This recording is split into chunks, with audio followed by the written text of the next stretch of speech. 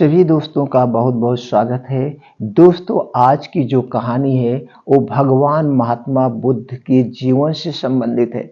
अगर आपने इस कहानी को पूरा ध्यान से सुन लिया और इसमें जो जानकारी निकल कर आई, इस जानकारी को आपने अपने जीवन में उतार लिया, तो आज के बाद ना तो आपके घर में कभी लड़ाई झगड़े होंगे और आपके जिंदगी में कभी कोई दुख ही नहीं आएगा, कभी कोई दुख नहीं आएगा।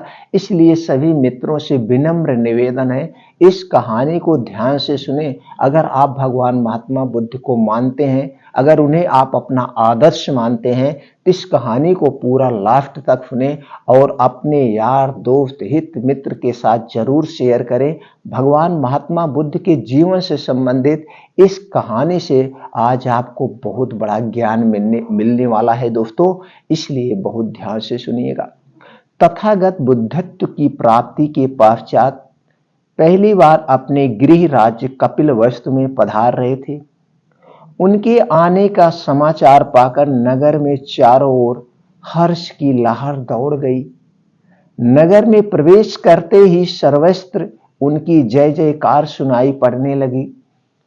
महाराजा शुद्धोधन को जैसे ही गौतम बुद्ध के आने का समाचार मिला और पता चला कि उनका पुत्र भिक्षु होकर अपने ही राज्य में भिक्षा पात्र हाथ में लिए भ्रमण कर रहा है, तो उनका हृदय हाहाकार कर उठा। वह व्याकुल हो उठे। वह स्वयं गौतम के सम्मुख पहुंचे और बोले, पुत्र, हम प्रतापी क्षत्रिय वंशज हैं। हमारे वंश में किसी ने भी इस प्रकार भिक्षा नहीं मांगी। तुम मेरे साथ राजभवन चलो। तथागत बोले, महाराज, आप क्षत्रिय वंशी योद्धा हैं। आपका जन्म उसी वंश में हुआ है, परंतु मेरा जन्म बुद्ध वंश में हुआ है। यही मेरी वंश परंपरा है। फिर भी पिता होने के कारण मेरा कुछ तो तुम पर अधिकार है पुत्र, कुछ तो अधिकार है। ऐसे बोल रहे थे मानो उनके हृदय फट जाएगा। क्या मेरी इतनी इच्छा भी पूरी नहीं करोगे कि तुम अपने शिष्यों सहित राजभवन में चलकर भोजन करो? शुद्धोधन ने आंसू बहाते हुए कहा। राजा के आग्रह पर तथागत सभी भिक्षुओं के साथ राजमहल में पधारे। सभी को प्रेम से भोजन कराने के उपरांत राजा ने तथागत से पूछा, पुत्र, तुमने तो संन्यास ले लिया, परंतु हमारे बुढ़ापे का सहारा अब कौन बनेगा? क्या अपनी पत्नी, पुत्र और माता पिता के प्रति तुम्हारा कोई कर्तव्य नहीं है?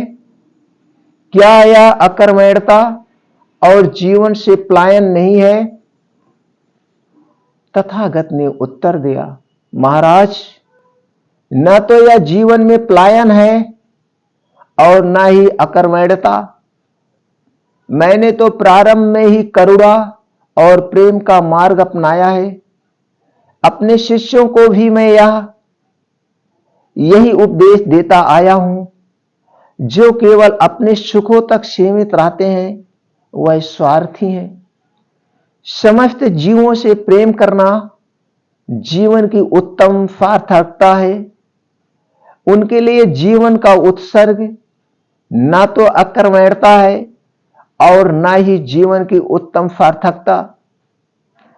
ना तो अकर्मण्यता है और ना ही जीवन में पलायन। सभी से प्रेम करना जीवन का सर्वाधिक उच्च कर्म है।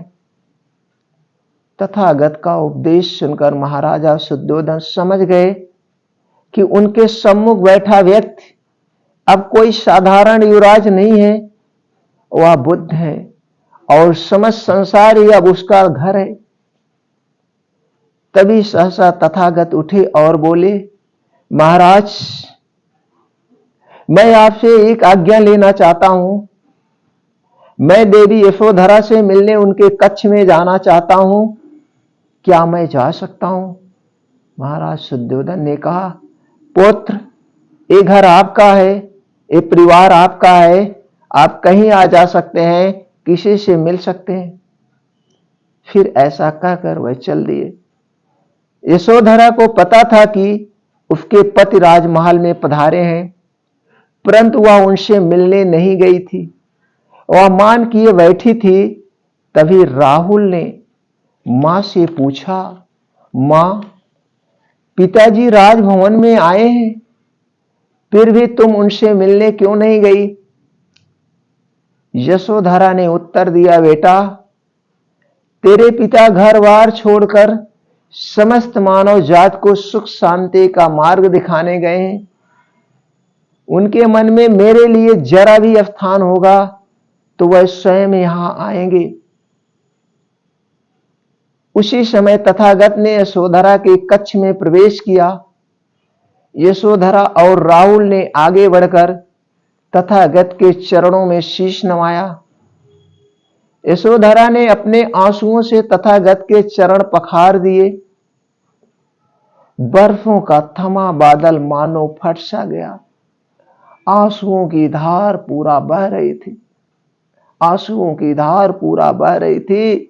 ऐसा नजारा लग रहा था कि मानो यहां पर पूरा एकदम शांति का वातावरण था। तथागत बोले, उठो यशोधरा, मन को शांत करो। तुम्हारा त्याग महान है। तुम्हारे इस त्याग के कारण ही मैं शाश्वत सत्य को पाने में सफल हुआ हूं। इस त्याग के कारण ही तुम महान हो। उठो, मुझे भिक्षा नहीं दोगी? यशोधरा उठी और राहुल का हाथ पकड़कर बोली, प्रभु, आप भिक्षुक बनकर मेरे द्वार पर आए हैं। मेरे पास देने के लिए आपका यह पुत्र राहुल है, इसे स्वीकार कीजिए। तथागत बोले, मैं कृतज्ञ हुआ यशोधरे, तुम्हारी यह भिक्षा मुझे स्वीकार है। कहकर वह मुड़े और राहुल को साथ लेकर बाहर की ओर चल दिए। राजमहल से निकलकर एक बड़े जनसमूह को संबोधित करते हुए बुद्ध ने कहा, भिक्षुओं, मनुष्य के लिए धर्म और संघ के अतिरिक्त कुछ अन्य उत्तराधिकार नहीं है। वही उत्तराधिकार मैंने अपने पुत्र राहुल को दिया है और वही मैं तुम सभी को देता हूं। वहां उपस्थित सभी लोगों ने बौद्ध धर्म स्वीकार किया। भगवान बुद्ध ने उन्हें उपदेश दिया। सभी ने गौतम बुद्ध की जय जयकार की। बुद्ध ने देखा कि राजभवन से निकलकर प्रायः उसके सभी बंधु बांधव संघ की शरण में आ गए हैं, परंतु बचपन से ही उनसे ईर्ष्या रखने वाला उनका चचेरा भाई देवदत्त वहां नहीं आया है। वह आज भी उनसे द्वेष भाव रखता है। बुलाने पर भी वह आया, बुलाने पर ही वह आया और वह भिक्षु बन गया। उसके मन में जो मंथन चल रहा था भगवान बुद्ध से अच्छी प्रकार से जानते थे, फिर भी उन्होंने उसे संग में सम्मिलित कर लिया। दोस्तों, भगवान महात्मा बुद्ध के जीवन से संबंधित इस कहानी से आपको क्या सीख मिली? इस कहानी से आपने क्या क्या सीखा? किन किन बातों का भावार्थ समझा? किन किन बातों पर आप चलना चाहेंगे?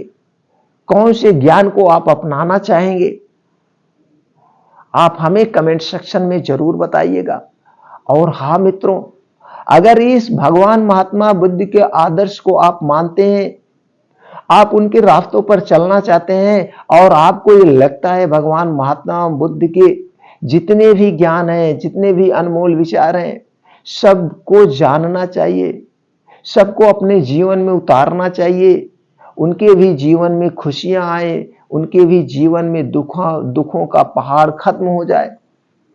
तो दोस्तों, इस वीडियो को, इस जानकारी को ज्यादा से ज्यादा लोगों तक शेयर करिए, ज्यादा से ज्यादा लोगों तक पहुंचाइए। सब लोग भगवान महात्मा बुद्ध के इस अनमोल विचार को, इस अनमोल कथा को सुने और अपने जीवन में उतारे। उनके भी जीवन में खुशियां आए, उनके भी जीवन से दुखों खत्म हो जाए हमेशा खुशियाँ बनी रहें। तो दोस्तों ये वीडियो ज़्यादा से ज़्यादा लोगों तक शेयर करिए। फिर मिलते हैं ऐसी और ही महत्वपूर्ण कहानी के साथ, अच्छी कहानी के साथ, ज्ञानवर्धक कहानी के साथ, कुछ अनमोल विचारों के साथ अगले वीडियो में।